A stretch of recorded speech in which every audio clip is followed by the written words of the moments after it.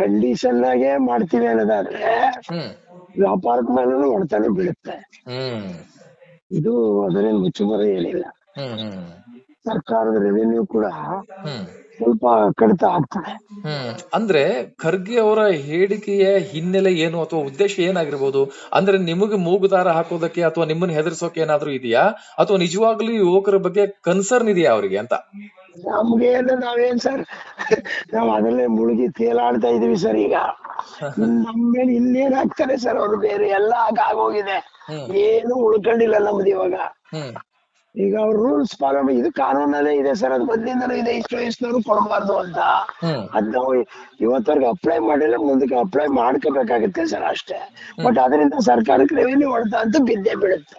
ಸಾಮಾನ್ಯ ಬಾರ್ಗಳಲ್ಲಿ ನಡೆಯಲ್ಲ ಇದೇನುವೆ. ಈ ಸ್ನಾಕ್ಸ್ ಬಾರ್ಗಳು ಮಾಡಿದ್ದಾರೆ ನೋಡಿ, ದೊಡ್ಡ ದೊಡ್ಡ ಬಾರ್ಗಳಲ್ಲಿ ಹೋಗಿ ಬಹಳ ಕಾಸ್ಟ್ಲಿ ಇರ್ತಕ್ಕಂತ ಜಾಗಗಳಿಗೆ ಹೋಗಿ ಯುವಕರುಗಳು ಅಂತ ಜಾಗಕ್ಕೆ ಜಾಸ್ತಿ ಹೋಗೋದು. ಈ ಮಾಮೂಲಿ ಬಾರ್ಗಳಿಗೆ ಬಹಳ ಕಡಿಮೆ ಪರ್ಸೆಂಟೇಜ್ ಬಂದು, ಅದು ಸ್ಟ್ಯಾಕ್ ಅವ್ರು ಬೆಂಗಳೂರಿಗೆ ಅಂತ ಹೇಳಿದಾರೋ ಕರ್ನಾಟಕಕ್ಕೆ ಅಂತ ಹೇಳಿದಾರೋ ಸ್ಟೇಟ್ಮೆಂಟ್ ಏನು ಕರೆಕ್ಟ್ ಆಗಿ ನಮ್ಗೆ ಅಂತಾನೆ ಹೇಳ್ತಾರೆ. ಬರೀ ಬೆಂಗಳೂರು ಹೆಸರು ತೋರಿಸಿದಾರೆ ಸರ್ ಅವ್ರು, ಅಷ್ಟೇನೆ. ವ್ಯಾಪಾರಸ್ಥರಿಗೆ ಸ್ವಲ್ಪ ಕಷ್ಟ ಆಗ್ತದೆ ಸ್ವಲ್ಪ ಕೆಲವು ದಿನಗಳು. ಅಲ್ಲ, ನಾನು ಅದನ್ನೇ ಕೇಳಕ್ ಹೊರಟಿದ್ದೆ, ವ್ಯಾಪಾರಕ್ಕೆ ಏನಾದ್ರೂ ತೊಂದರೆ ಆಗತ್ತಾ ಸರ್? ವ್ಯಾಪಾರಕ್ಕೆ ಅಂದ್ರೆ ಕೆಲವು ದಿನಗಳು ತೊಂದರೆ ಆಗುತ್ತೆ ಸರ್, ತೊಂದರೆ ಆಗುತ್ತೆ ಕೆಲವು ದಿನಗಳು.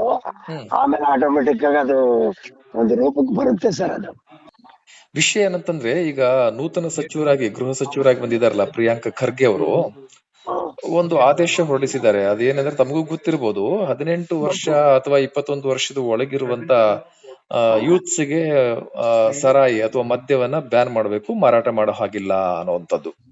ಹೌದು. ಸೊ ಅದಕ್ಕೆ ನಿಮ್ಮ ಪ್ರತಿಕ್ರಿಯೆ ಏನು? ಒಂದೇ ನಿಮಿಷ ಹೆಗಡೆ, ಅದೇ ಪೊಲೀಸ್ ಕಮಿಷನರ್ ಕೊಟ್ಟಿದಾರಲ್ಲ ಅದ್ರ ಬಗ್ಗೆ ಒಂದ್ ನಿಮಿಷ ಹೇಳ್ತಾರೆ, ಮಾತಾಡ್ತಾರೆ ನೋಡಿ ಸೆಕ್ರೆಟರಿ. ಅಲ್ಲ, ಸೆಕ್ರೆಟರಿ ಅವ್ರ ಹತ್ರ ಆದ್ರೆ ನಾನು ಕ್ಯಾಮ್ರಾ ತಗೊಂಡೇ ಬರ್ತೇನೆ. ನೀವ್ ಎಲ್ಲಿದ್ದೀರಿ ಈಗ? ಇಲ್ಲೇ ಇದ್ದಾರೆ, ಇಲ್ಲಿ ಮಾತಾಡ್ತಾರೆ ನೋಡಿ. ಅಲ್ಲ, ಬೆಂಗಳೂರಲ್ಲಿ ಇದ್ದೀರಾ? ಬೆಂಗಳೂರಲ್ಲಿ ಇದ್ದೀರಾ? ಇಲ್ಲ, ಹೊರಗಡೆ ಇದೀವಿ ನಾವು. ಓಕೆ, ಜೊತೆಲಿ ಇದೀವಿ ಅಷ್ಟೇನೆ. ಅಲ್ಲ, ನೀವು ಅಧ್ಯಕ್ಷರಾಗಿ ನೀವೇ ಮಾತಾಡಿ ಅಂತ. ಈಗ ಏನ್ ಹೇಳಿ, ನೀವೇ ಮಾತಾಡಿ, ಅಧ್ಯಕ್ಷರಾಗಿ ನೀವು ಮಾತಾಡಬೇಕಾಗುತ್ತೆ. ಹೇಳಿ ಸರ್, ಹೇಳಿ. ಈಗ ಸಚಿವ ಪ್ರಿಯಾಂಕ ಖರ್ಗೆ ಅವರು ಒಂದು ಆದೇಶವನ್ನು ಹೊರಡಿಸಿದ್ದಾರೆ. ಗೃಹ ಸಚಿವರಾಗಿರುವಂತ ಪ್ರಿಯಾಂಕ ಖರ್ಗೆ 21 ವರ್ಷದ ಒಳಗಿರುವಂತ ಯೂತ್ಸ್ ಗೆ ಅಥವಾ ಯುವಕರಿಗೆ ಮದ್ಯ ಮಾರಾಟವನ್ನ ನಿಷೇಧ ಮಾಡಬೇಕು. ಹೌದು. ಅದಕ್ಕೆ ನಿಮ್ಮ ಪ್ರತಿಕ್ರಿಯೆ ಏನು ಅನ್ನೋದು ನನ್ನ ಪ್ರಶ್ನೆ. ಅದು ಇವತ್ತು ಹೊಸದೇನಿಲ್ಲ, ಅದು ಕಾನೂನು ಮೊದಲಿಂದನೂ ಇದೆ, ಮೊದಲಿಂದನೂ ಕೂಡ ಇದೆ ಸರ್. ಈಗ ಅವ್ರದೇನೋ ಹೊಸದಾಗಿ ಪ್ರಸ್ತಾವನೆ ಮಾಡಿದಾರೆ ಅದನ್ನ ಸಬ್ಜೆಕ್ಟ್. ಅದೇನು ಇರೋಂತ ಕಾನೂನೇ ಸರ್, ಹೊಸದೇನಿಲ್ಲ ಅದು. ನನಗೆ ತಿಳಿದಿರೋ ಮಟ್ಟಿಗೆ. ಮತ್ತೆ ಅವರು ಯಾಕೆ ಹೊಸದಾಗಿ ಮತ್ತೆ ಅದನ್ನ ಮುನ್ನೆಲೆಗೆ ತಂದ್ರು ಆ ವಿಚಾರವನ್ನ? ಅಂದ್ರೆ ಅದು ಅಷ್ಟೊಂದು ಜಾರಿ ಆಗಿರ್ಲಿಲ್ವೇನು ಸರ್? ಜಾರಿ ಆಗಿದೆ, ನಡೀತಾನೂ ಇದೆ.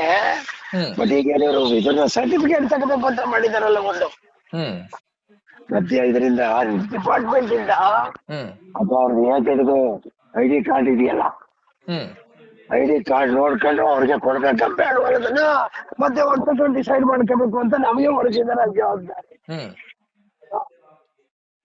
ಅದೇನು ಹಳೆ ಕಾನೂನೇ ಸರ್, ಅದು ಹೊಸದೇನಿಲ್ಲ. ಅದಿದೆ, ಆಕ್ಚುಲ್ ಆಗಿ ಮೊದಲಿಂದಾನು ಇದೆ ಅದು.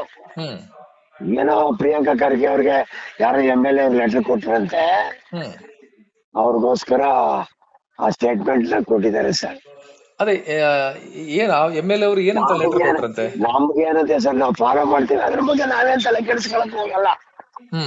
ಸರ್ಕಾರದ ಆದೇಶನ ನಾವು ಫಾಲೋನೆ ಮಾಡ್ತೀವಿ ಸರ್.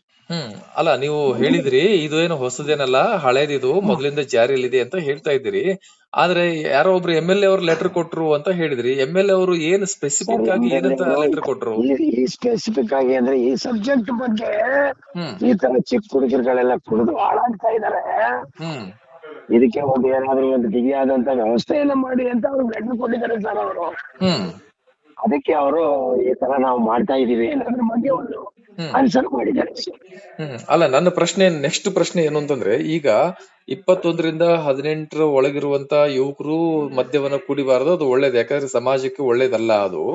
ಯಾವ ಪೋಷಕರು ಕೂಡ ತಮ್ಮ ಮಕ್ಕಳು ಕುಡುಕರಾಗ್ಲಿ ಅಥವಾ ಕುಡಿಲಿ ಈ ವಯಸ್ಸಿನಲ್ಲಿ ಅಂತ ಹೇಳೋದಿಲ್ಲ.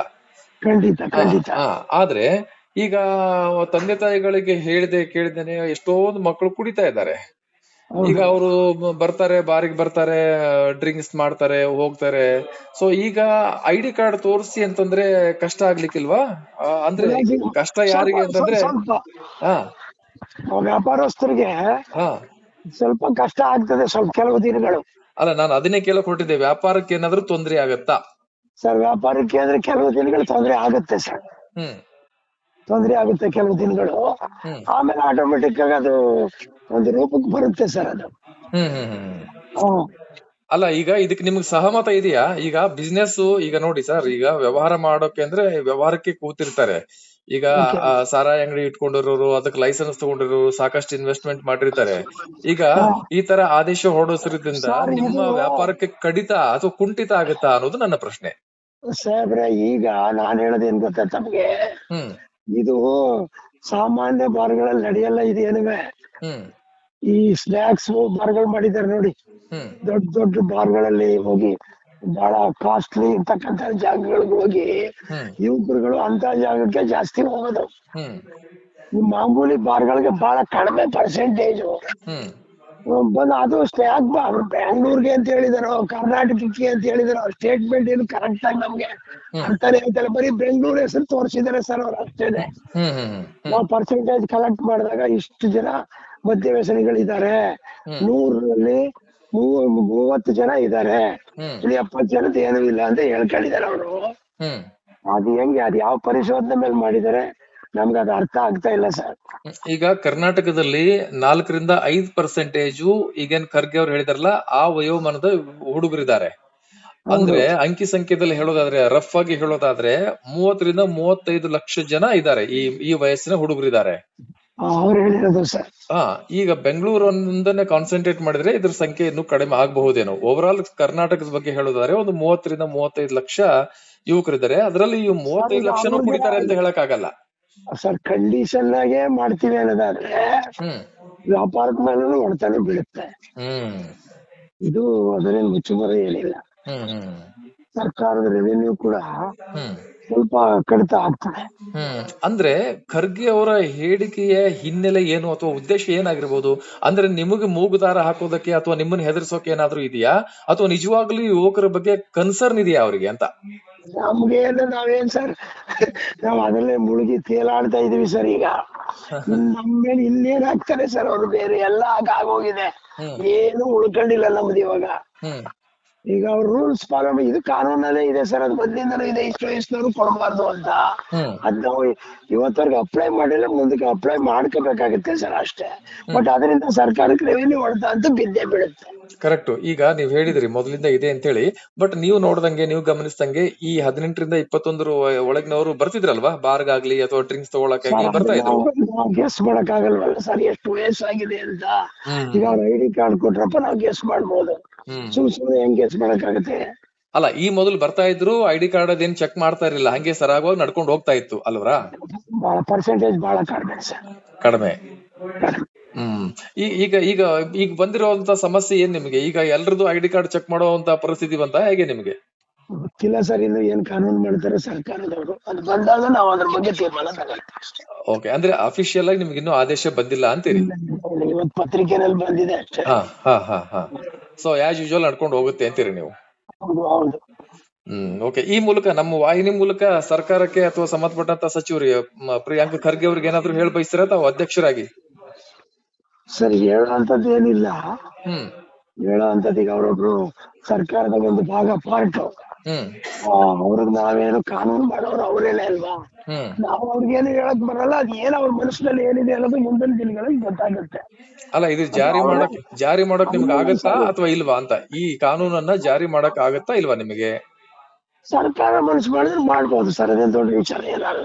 ಅಲ್ಲ, ಸರ್ಕಾರ ಮನಸ್ಸು ಮಾಡಿದೆ, ಇವಾಗ ನೀವು ಜಾರಿ ಮಾಡ್ಬೇಕಾಗತ್ತೆ.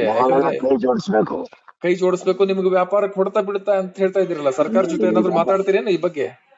ಈಗ ಮಾತಾಡ್ತೀವಿ ಸರ್. ನೆಕ್ಸ್ಟ್ ಈಗ ಖರ್ಗೆ ಅವ್ರನ್ನೇ ಭೇಟಿ ಮಾಡಿ ಸ್ಟೇಟ್ಮೆಂಟ್ ಕೊಟ್ಟಿದ್ದಾರೆ ಸರ್, ತಮ್ಮ ಅಭಿಪ್ರಾಯ ಏನು ಇದ್ರ ಬಗ್ಗೆ, ಇದನ್ನ ಮಾಡೋದ್ರಿಂದ ಈ ರೀತಿ ಆಗುತ್ತೆ, ವ್ಯಾಪಾರಕ್ಕೆ ಅಂತ ಬೀಳ್ತದೆ ಅಂತ ಹೇಳಿ ಮಾತಾಡ್ತೀವಿ ಸರ್. ಮಾತಾಡ್ತೀರಿ. ಇನ್ನೊಂದು ಕ್ವಶನ್ ನಿಮಗೆ, ಲಾಸ್ಟ್ ಕ್ವಶನ್.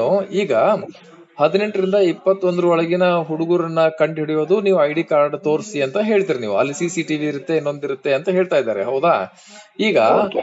ಆ ನಿಮ್ಮ ಅಂಗಡಿವರೆಗೂ ಬಂದು ಸರಾಯಿ ತಗೊಳಕ್ಕೆ 18ರಿಂದ 21 ವರ್ಷದ ಒಳಗಿನವರೇ ಬರ್ಬೇಕಂತೇನಿಲ್ಲ. ಬೇರೆಯವ್ರ ಮೂಲಕ 21 ದಾಟಿದವ್ರ ಮೂಲಕ ತರಿಸಿ ಅವ್ರು ಕುಡಿಬಹುದಲ್ಲ ಆಚೆ ಬಂದು. ನಾವೇನ್ ಮಾಡ್ಲಿಕ್ಕಾಗುತ್ತೆ ಸರ್ ಅದನ್ನ? ಈಗ ಸರ್ಕಾರದವ್ರು ಏನೇ ಸ್ಟೇಟ್ಮೆಂಟ್ ಕೊಟ್ಟಿದ್ರು ನೀವ್ ಹೇಳ್ದಂಗೆ ಅವ್ರು ಬಂದ್ ಬೇರೆಯವ್ರ ಕರ್ಸ್ಕೊಬಹುದು ಸರ್.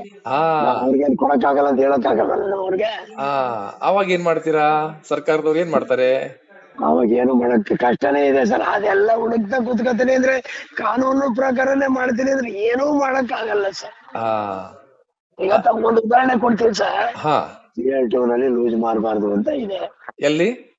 CL2 ನಲ್ಲಿ ಲೂಸ್ ಕೊಡಬಾರ್ದು ಅಂತ ಇದೆ. ಎಲ್ಲಾ ಕಡೆನೂ ಮಾಡ್ತಾ ಇಲ್ಲ ಸರ್ ಇವಾಗ ಅದನ್ನ. ಓಪನ್ ಸೀಕ್ರೆಟ್ ಅಂತಾರಲ್ಲ, ಹಂಗೆ ಅದು. ಸರ್ಕಾರಕ್ಕೂ ಗೊತ್ತಿರೋದೆ, ಅಧಿಕಾರಿಗಳಿಗೂ ಗೊತ್ತಿರೋದೆ, ಎಲ್ರಿಗೂ ಗೊತ್ತಿರೋದೆ ಸರ್. ಅಂದ್ರೆ ಇದನ್ನ ನಾವು ಸರ್ಕಾರದ ಒಂದು ಬೂಟಾಟಿಕೆ ಅಂತ ಕರಿಬಹುದಾ ಅಂತ? ಈಗ ನಾವು ಉಪಾಧ್ಯಕ್ಷರಾಗಿ ಆತರ ಸರ್ಕಾರಕ್ಕೆ ವಿರುದ್ಧವಾಗಿ ಸ್ಟೇಟ್ಮೆಂಟ್ ಕೊಡೋದಕ್ಕೆ ಆಗಲ್ಲ ಸರ್. ಕರೆಕ್ಟ್. ಇದರಿಂದ ಕಷ್ಟ ಆಗುತ್ತೆ ಅಂತ ಹೇಳ್ಬಹುದು ಸರ್, ಅಷ್ಟೇ. ನೀವು ಮಾತಾಡ್ತೀರಿ ಪ್ರಿಯಾಂಕ ಖರ್ಗೆ ಸಚಿವರೊಂದಿಗೆ? ಮಾತಾಡ್ತೀವಿ ಸರ್, ಭೇಟಿ ಮಾಡ್ತೀವಿ. Okay, thank you sir, thank you very much. Okay.